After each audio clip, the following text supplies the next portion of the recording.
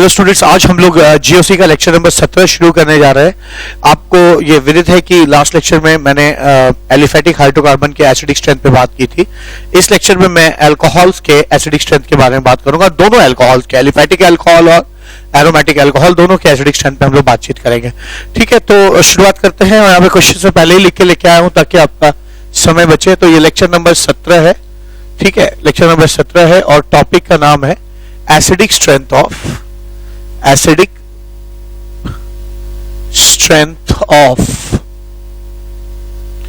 Aliphatic alcohols. तो ये तो टॉपिक का नाम हो गया। और यहां ये जो क्वेश्चंस हैं, इन क्वेश्चंस में क्या करना है, आपको एसिडिक स्ट्रेंथ के आधार पे अरेंज करना है। Arrange according to acidic strength, arrange according to acidic strength के आधार पे अरेंज करिए। ठीक है, तो चलिए पहला क्वेश्चन है। और अरेंज कैसे किया जाता है, तो एसिडिक स्ट्रेंथ के आधार पे मैंने पहले भी सिखाया कि किसी भी चीज की एसिडिक स्ट्रेंथ अगर जज करनी है तो उसके कॉन्जुगेट बेस पे जाइए और उसकी स्टेबिलिटी जज करिए। स्टेबिलिटी जज करते तो सबसे पहले हम लोग सीक्वेंस देखते हैं, फिर एरोमेटिसिटी, फिर पी पाई डी पाई, फिर रेजोनेंस, फिर साइज देखते हैं। अगर साइज सेम है तो इलेक्ट्रोनेगेटिविटी के डायरेक्टली प्रोपोर्शनल होती है स्टेबिलिटी, और साइज डिफरेंट है तो जितना साइज बड़ा होगा उतना कॉन्जुगेट बेस स्टेबल होगा। लास्ट में इंडक्टिव इफेक्ट देखते हैं। तो वही चीज हम यहां पे भी करेंगे। इन सबके कॉन्जुगेट बेस पे पहुंचते हैं पहले। ठीक है, तो H निकल जाएगा तो इसका कॉन्जुगेट बेस ये आ जाएगा O-। ठीक है, O-, यहां आ जाएगा ये O-, और यहां पे ऐसे हो जाएगा O-। ठीक है, अब आप देख सकते हैं कि इन तीनों कॉन्जुगेट बेसिस में है ना, एरोमेटिसिटी नहीं है, पी पाई डी पाई नहीं है, रेजोनेंस नहीं है ना। और तो हम अब क्या देखेंगे, साइज सबका सेम है, इलेक्ट्रोनेगेटिविटी भी सेम है, तो वो भी सेम हो गया। तो हम इंडक्टिव इफेक्ट देखेंगे। लास्ट चीज यहां पर इंडक्टिव इफेक्ट इसके प्लस आई से ये बढ़ेगा, क्योंकि ये कार्बन ज्यादा है यहाँ पे तो ये और ज्यादा बढ़ेगा, और यहाँ कार्बन और ज्यादा है तो ये और ज्यादा बढ़ेगा। क्योंकि ये सबसे ज्यादा चार्ज यहाँ पे है तो इसकी जितना चार्ज ज्यादा होता है स्टेबिलिटी कम होती है, तो सबसे कम स्टेबल ये है। और अगर ये सबसे कम स्टेबल है तो सबसे लीस्ट एसिडिक होगा। तो यहाँ पे जो एसिडिक स्ट्रेंथ का जो सीक्वेंस आएगा वो आएगा ए। यहाँ पे सबसे ज्यादा एसिडिक होगा क्योंकि ए का कॉन्जुगेट बेस सबसे ज्यादा स्टेबल है, फिर बी हो जाएगा, फिर सी हो जाएगा। ठीक है, ऐसे हो जाएगा, एसिडिक स्ट्रेंथ का ये सीक्वेंस आ जाएगा। ठीक है, ऐसे ही अगले क्वेश्चन पे आइए। ये क्वेश्चन नंबर 2 है, सेम वैसे ही मिलता जुलता क्वेश्चन है। अब यहाँ पे क्या होगा, हम अगेन इसके कॉन्जुगेट बेस पे चलते हैं, और कॉन्जुगेट बेस पे जाने के बाद यहाँ पे O- है,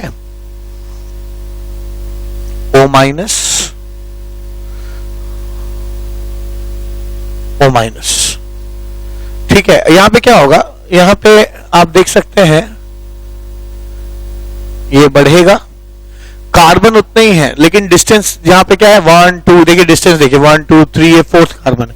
जब यहाँ है 1 2 और बाकी 2 लोग 3rd पोजीशन पे है, तो आप जानते हैं इंडक्टिव इफेक्ट डिस्टेंस डिपेंडेंट होता है। जितने लोग करीब होंगे उतना इंडक्टिव इफेक्ट ज्यादा होगा। ठीक है, क्योंकि इंडक्टिव इफेक्ट डिस्टेंस डिपेंडेंट है।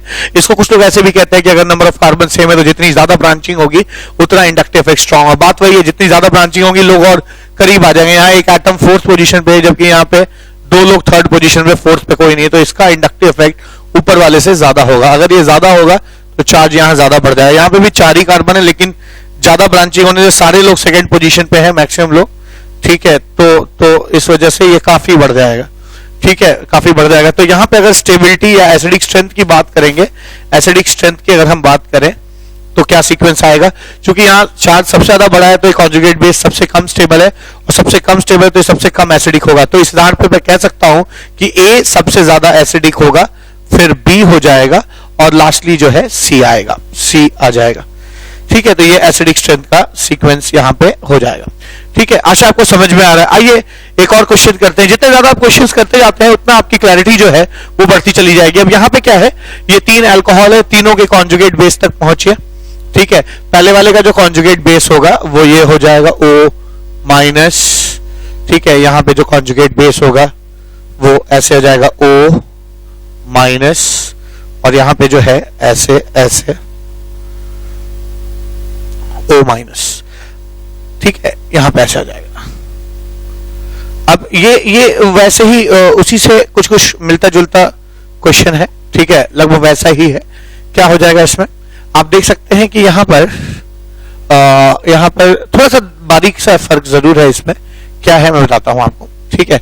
यहां पे क्या है, 4 कार्बन है, 1 2 3 4, और ये जो है इसका चार्ज बढ़ेगा, ठीक है। यहां पे 4 कार्बन जरूर है, लेकिन 2 तरफ से इंडक्टिव इफेक्ट लग रहा है और वो यहां पहुंच रहा है, यहां और बढ़ जाएगा, ठीक है। और यहां पे 3 तरफ से इंडक्टिव इफेक्ट का जो इफेक्ट है वो यहां पहुंच रहा है, ठीक है, तो ये और ज्यादा बढ़ जाएगा। तो यहां पे आप एसिडिक स्ट्रेंथ का सीक्वेंस क्या कह सकते हैं, ठीक है, यहां पे भी वही बात आ जाएगी। एसिडिक स्ट्रेंथ का जब सीक्वेंस लिखेंगे आप तो देखेंगे कि ये वाला जो कॉन्जुगेट बेस है, इस पे चार्ज सबसे ज्यादा बढ़ गया है, स्टेबिलिटी सबसे कम होगी, सबसे ज्यादा ये स्टेबल होगी, यहाँ पे चार्ज सबसे कम बढ़ा है, तो मैं कह सकता हूं कि एसिडिक स्ट्रेंथ में चूंकि ये सबसे स्टेबल कॉन्जुगेट बेस है, इसलिए ये सबसे ज्यादा एसिडिक हुआ। तो A is more acidic then B is more acidic then C, ठीक है, ये आपका सीक्वेंस आ जाएगा, ठीक है। ऐसे ही 4th क्वेश्चन उठा लीजिए यहां पे। अब ये एक क्वेश्चन है, यहां पे क्या हो रहा है, यहां पे इनके भी कॉन्जुगेट बेस ड्रॉ किए जाए। ध्यान दीजिए कि यहां मैं आपकी सहूलियत के लिए यहां पे CH3 लिख दे रहा हूं ताकि आप कंपेयर कर सकते। तो यहां तक तो सारी चीजें एक जैसी ही हैं, यानी जो डिसाइसिव फैक्टर है वो ये ग्रुप्स होंगे जो चीजों को डिसाइड करेंगे, ठीक है ना, इन चीजों को डिसाइड करेंगे। तो यहां पर क्या कर सकते हैं आप इनके कॉन्जुगेट बेस लिखिए, CH3 O minus OH O minus NH2 O minus Cl O minus. अब यहां पर इनके ये 4 कॉन्जुगेट बेसिस हैं और इन 4 कॉन्जुगेट बेसिस में से आप पाएंगे कि इतनी चीजें तो कॉमन है सब में, ठीक है, ये तो कॉमन ही है। तो यानी ये ग्रुप्स तय करेंगे कि यहां पर इनकी स्टेबिलिटी क्या होगी, ठीक है। आप देख सकते हैं कि ये प्लस आई इफेक्ट शो करता है, ये माइनस आई, ये माइनस आई और ये भी माइनस आई, यानी ये प्लस आई से इलेक्ट्रॉन डेंसिटी यहां पर बढ़ा देगा जिससे स्टेबिलिटी घट जाएगी। जबकि OH खींचेगा तो ये घटेगा, NH2 खींचेगा तो भी ये घटेगा, Cl खींचेगा तब भी ये घटेगा। लेकिन Cl का इंडक्टिव इफेक्ट सबसे स्ट्रांग होता है, इसलिए सबसे ज्यादा ये घटेगा, ठीक है। उसके बाद नेक्स्ट नंबर OH का आता है तो उससे थोड़ा कम घटेगा ये, और NH2 उस OH के बाद आता है इंडक्टिव इफेक्ट, ये कम घटेगा। यानी सबसे ज्यादा ये स्टेबल हो रहा है, फिर ये और ये डिस्टेबलाइज कर रहा है। तो अगर आप एसिडिक स्ट्रेंथ को इनकी स्टेबिलिटी के आधार पर जज करना जानते हैं तो आप जानते हैं कि D सबसे ज्यादा एसिडिक होगा क्योंकि इसका कॉन्जुगेट बेस सबसे स्टेबल है। फिर इसके बाद आ जाएगा B का नंबर आ जाएगा, ठीक है, B के बाद फिर C का नंबर आ जाएगा, ठीक है, और C के बाद जो है वो फिर A का नंबर आएगा, ठीक है। तो ये इनका एसिडिक स्ट्रेंथ का सीक्वेंस हो जाएगा, ठीक है। आइए क्वेश्चन नंबर 5 करते हैं। क्वेश्चन नंबर 5 में क्या है, सेम वैसा ही क्वेश्चन है, फिर वही एक ही चीज करना है, बार बार कॉन्जुगेट बेस की स्टेबिलिटी निकालनी है। यहां पे मैं इस क्वेश्चन का मेन मकसद क्या है कि डिस्टेंस का क्या अफेक्ट होता है वो दिखाने की कोशिश है यहां पे। तो इसका कॉन्जुगेट बेस हो जाएगा Cl O, यहां पे आ जाएगा नेगेटिव, ठीक है। ऐसे यहां आ जाएगा ऐसे O नेगेटिव और यहां पे Cl आ जाएगा और इसका कॉन्जुगेट बेस भी ऐसा हो जाएगा O नेगेटिव, यहां पे Cl लगा होगा।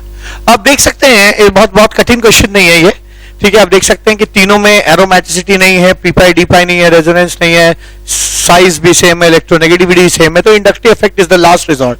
क्लोरीन इलेक्ट्रॉन खींचेगा तो ये नेगेटिव घटेगा, ये क्लोरीन खींचेगा तो और घटेगा, और ये क्लोरीन खींचेगा तो और घट जाएगा।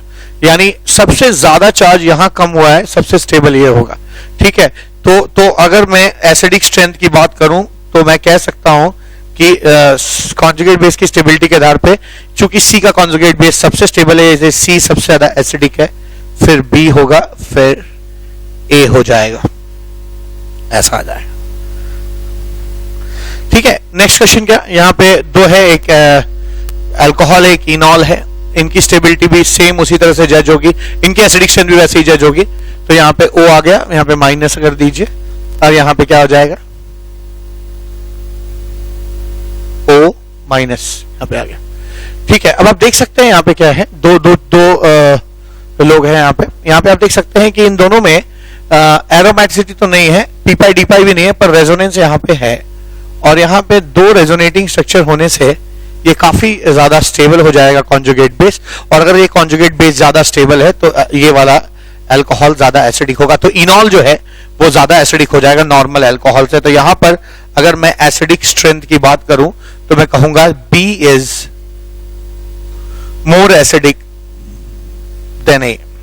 ठीक है, B is more acidic then A, ऐसा आ जाए। ठीक है, इसी तरह यहां पे देखिए, इसको हम फिनॉल कहते हैं। ठीक है, इसको हम फिनॉल कहते हैं और इसको हम बेंजाइल अल्कोहल कहते हैं, बेंजाइल अल्कोहल कहा जाता है। दोनों के कॉन्जुगेट बेस तक चलते हैं। अब इसका कॉन्जुगेट बेस ये हो जाएगा नेगेटिव, और यहां इसका कॉन्जुगेट बेस ये हो जाएगा यहां नेगेटिव। आप देख सकते हैं यहां पर ये जो नेगेटिव है ये ऐसे है ना, इस बेंजीन रिंग के साथ रेजोनेंस में, और 4 रेजोनेटिंग स्ट्रक्चर्स होंगे। जबकि यहां पर ये जो है वो उसके अल्टरनेटिव पाई बॉन्ड नहीं है, यानी यहां पे रेजोनेंस नहीं है। तो यहां पे प्योरली इसका इंडक्टिव इफेक्ट देख लेंगे। ठीक है, या आप ऐसे देख सकते हैं यहां रेजोनेंस है, यहां नहीं है, इतना ही काफी है। तो जिसके इंडक्टिव इफेक्ट से ये थोड़ा सा घट जाएगा तो स्टेबल हो रहा है। ठीक है, लेकिन ये बहुत ज्यादा स्टेबल होगा कि यहाँ पे रेजोनेंस है। तो मैं कह सकता हूं A बहुत ज्यादा B से स्टेबल है, इसलिए A की एसिडिक स्ट्रेंथ B से बहुत ज्यादा होगी। ठीक है, तो phenol is quite acidic then benzyl alcohol. तो यहां तक मैंने एलिफेटिक अल्कोहल्स पे बातचीत है ना कर ली है। ठीक है, यहीं तक एलिफेटिक अल्कोहल पे बातचीत थी। अब हम लोग एरोमेटिक अल्कोहल्स की यहाँ इस क्वेश्चन के आगे हम एरोमेटिक अल्कोहल्स देख रहे हैं। तो मैं यहाँ पे हेडिंग तो एक बार डाल ही दूं क्या कि एसिडिक, यहां से मैं शुरू कर रहा हूं, acidic strength of aromatic alcohols. ठीक है, एरोमेटिक अल्कोहल्स, यहां पे मैं acidic strength of aromatic alcohol शुरू कर रहा हूं। अब तक मैंने acidic strength of aliphatic alcohol बताया था। एलिफेटिक मतलब स्ट्रेट चेन अल्कोहल। अब ऐसे अल्कोहल्स की बात करूंगा मैं जो एरोमेटिक होंगे, और एरोमेटिक अल्कोहल्स को हम एक और नाम से पुकारते हैं। एरोमेटिक अल्कोहल्स को हम है ना फिनॉल भी कहते हैं, दे आर कॉल्ड फिनॉल्स। ठीक है ना, फिनॉल्स जो है वो भी कहा जाता है इनको। ठीक है, तो हम एक्चुअली एरोमेटिक स्ट्रेंथ फिनॉल्स की देखने जा रहे हैं। यहां तो क्लियर हो गया, phenol is more acidic then benzyl alcohol. अब आइए अगला क्वेश्चन देते हैं, क्वेश्चन नंबर 8 ये है। अब यहाँ पे मेरे पास 4 फिनॉल है और इनमें है ना CH3 ग्रुप का अलग अलग जगह पे लगा हुआ है। ठीक है, यहाँ पे क्या हो जाएगा अगर आप इसको रिमूव कर दीजिए। ठीक है, और यहाँ पे कॉन्जुगेट बेसिस पे आ जाइए इसके। अब मैं इसके कॉन्जुगेट बेसिस पे आ गया हूं। ठीक है, यहाँ पे आप जानते हैं कि ना methyl group hyper conjugation show करता है, और हाइपर कॉन्जुगेशन से अगल बगल और सामने नेगेटिव चार्ज आता है। नेगेटिव की वजह से इसकी नेगेटिविटी बढ़ जाएगी, जिससे इसकी स्टेबिलिटी घट जाएगी। ठीक है, तो इसकी स्टेबिलिटी जो है वो घट जाएगी। ठीक है, काफी घट जाएगी। तो याद रखिए ये इसकी स्टेबिलिटी घट रही है।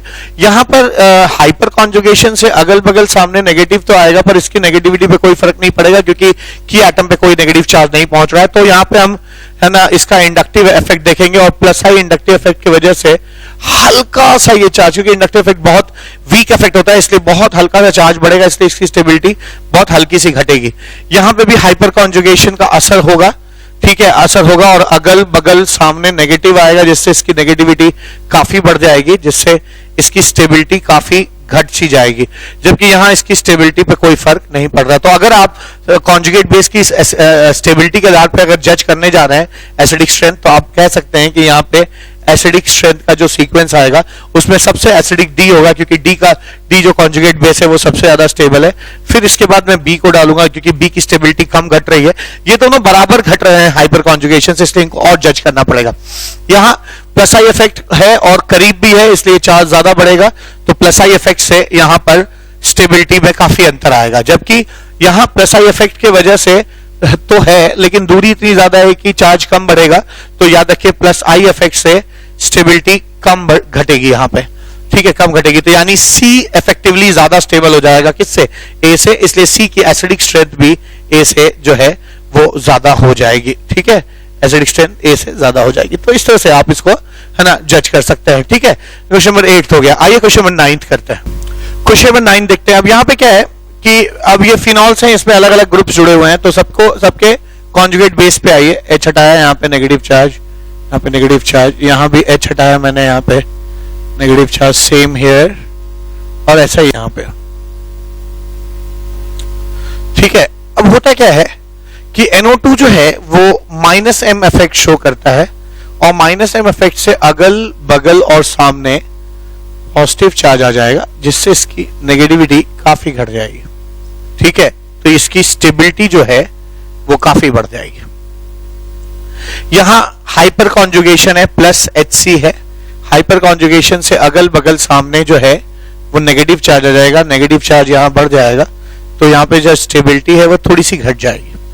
ठीक है ना, थोड़ी सी घट जाएगी। यहां OH जो है वो +m इफेक्ट शो करता है, और +m इफेक्ट से अगल बगल सामने नेगेटिव आएगा, इसकी नेगेटिविटी काफी बढ़ जाएगी, इसलिए इसकी स्टेबिलिटी काफी घट जाएगी।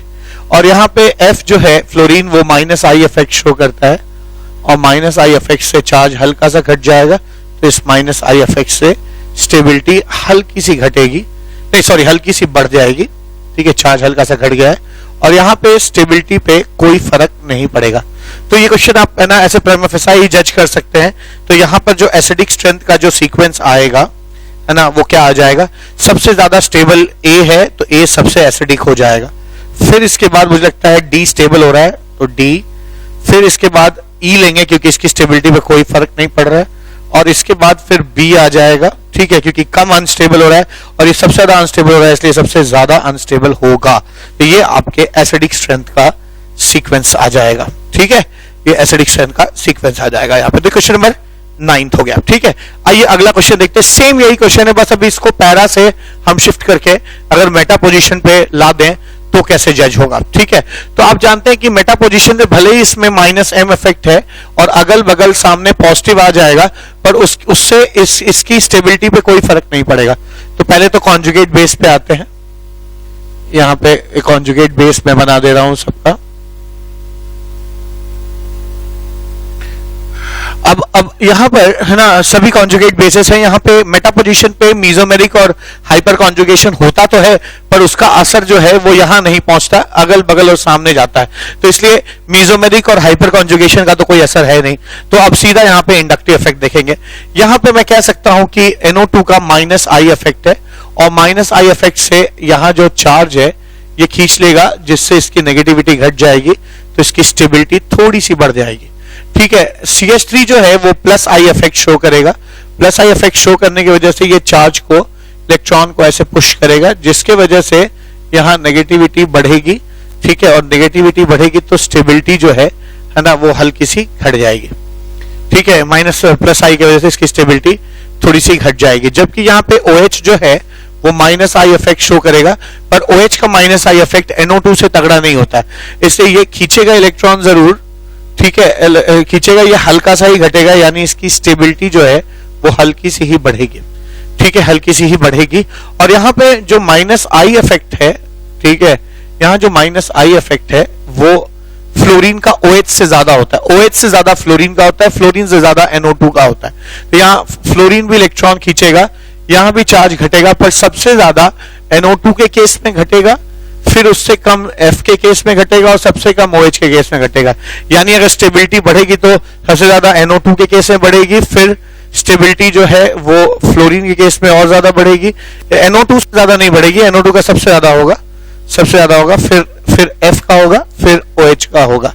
ठीक है, ये सबसे बड़ा एरो दिखाता है, सबसे ज्यादा स्टेबिलिटी बढ़ रही है। और यहाँ पर जो स्टेबिलिटी है उसको कोई फर्क नहीं पड़ रहा। ठीक है, तो अगर आप एसिडिक स्ट्रेंथ यहाँ पर देखना चाहेंगे तो बड़ी आसानी से देख सकते हैं। यहाँ पे जो एसिडिक स्ट्रेंथ का जो सीक्वेंस आ जाएगा वो आ जाएगा, सबसे एसिडिक जो है A हो जाएगा, फिर इसके बाद है ना मुझे लगता है D का नंबर आएगा।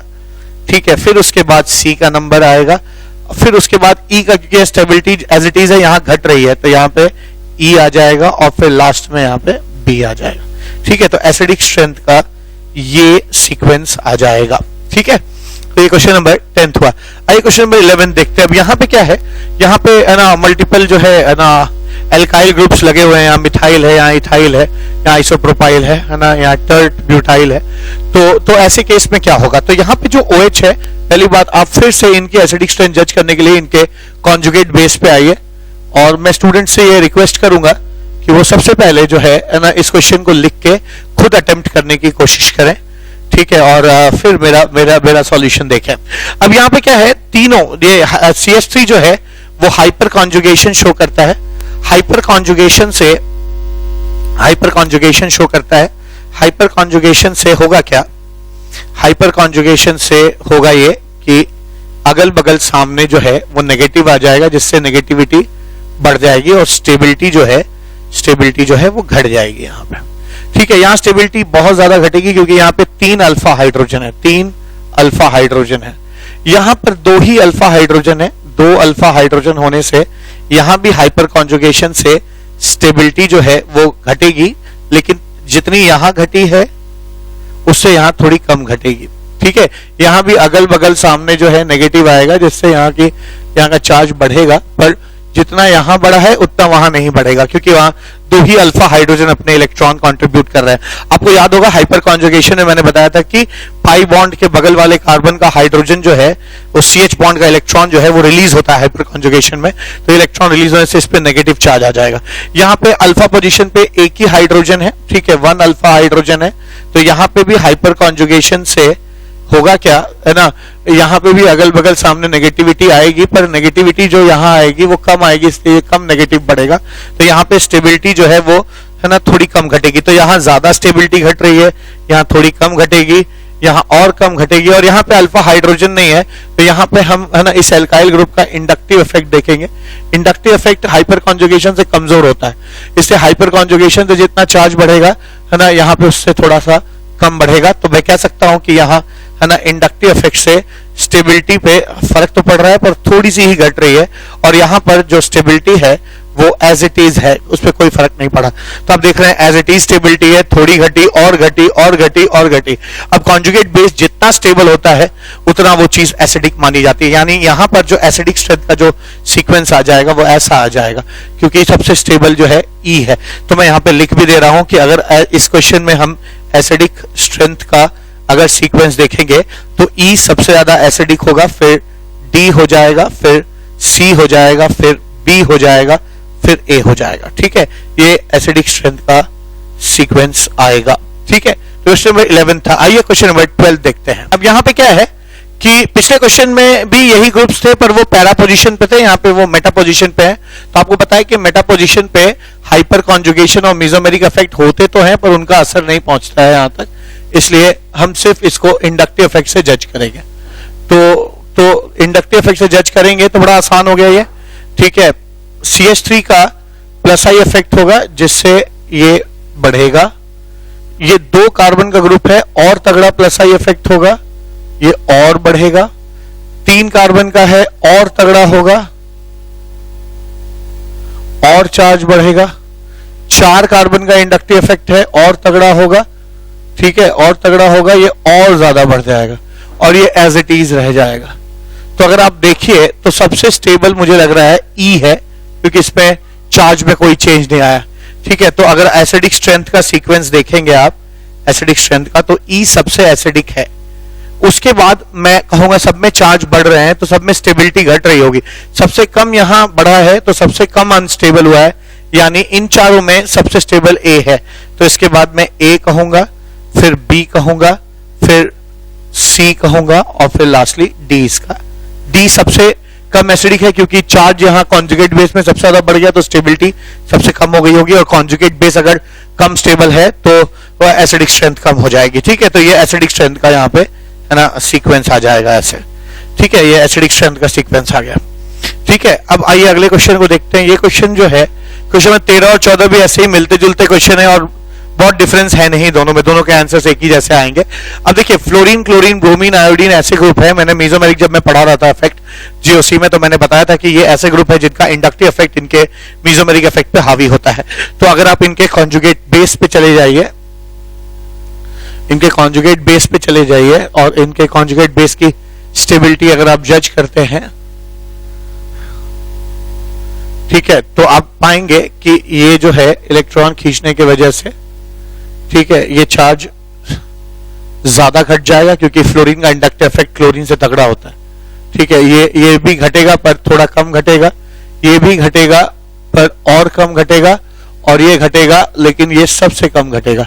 ठीक है, तो सबसे ज्यादा चार्ज यहां घट गया तो एसिडिक स्ट्रेंथ सबसे ज्यादा इसकी हो जाएगी, ए बी सी डी। ठीक है, तो मैं यहां लिख दे रहा हूं, यहां पे एसिडिक स्ट्रेंथ का जो सीक्वेंस आ जाएगा, ए सबसे एसिडिक है क्योंकि इसका कॉन्जुगेट बेस सबसे स्टेबल है क्योंकि इसके चार्ज सबसे ज्यादा घट गया है, फिर बी, फिर सी और फिर डी हो जाएगा। ठीक है, तो एसिडिक स्ट्रेंथ का ये सीक्वेंस आ जाएगा।